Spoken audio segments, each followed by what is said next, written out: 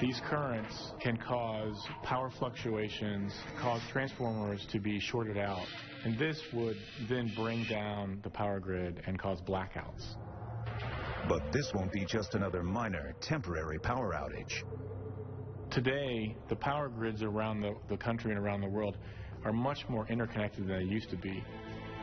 If we're hit by a solar blast powerful enough, cascading failures in power systems could fry the electric grid the world over.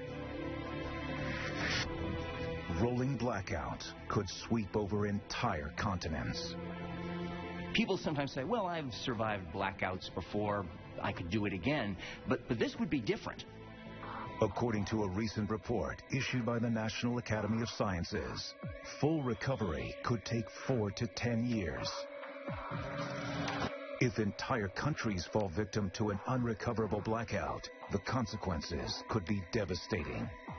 If you had a solar storm that struck in the dead of winter, people could suddenly find themselves freezing to death. We're going to start losing food. I mean, refrigerators work on electricity, freezers work on electricity. Eventually that food is going to run out, and there's only so many baked beans in the world. Suddenly people wouldn't have water for drinking or for agriculture or for sewage. Modern civilization would be hurled back into a literal dark age.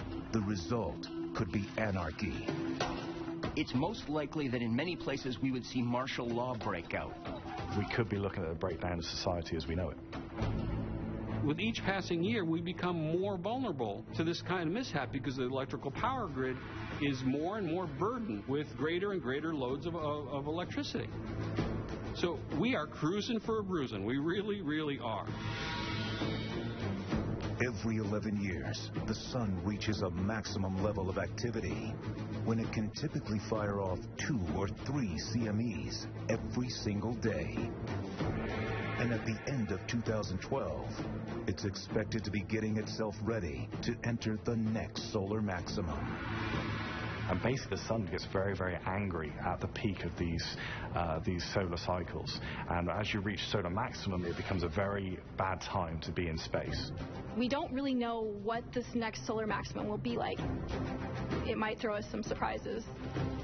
If the sun does have some surprises in store for 2012, the consequences could be far more destructive than just turning off our technology.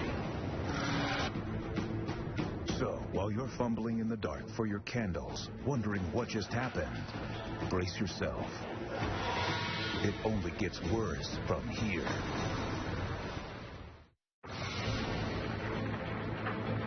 The burning out of the world's satellite network and the frying of power grids could only be the initial beating we might take in 2012.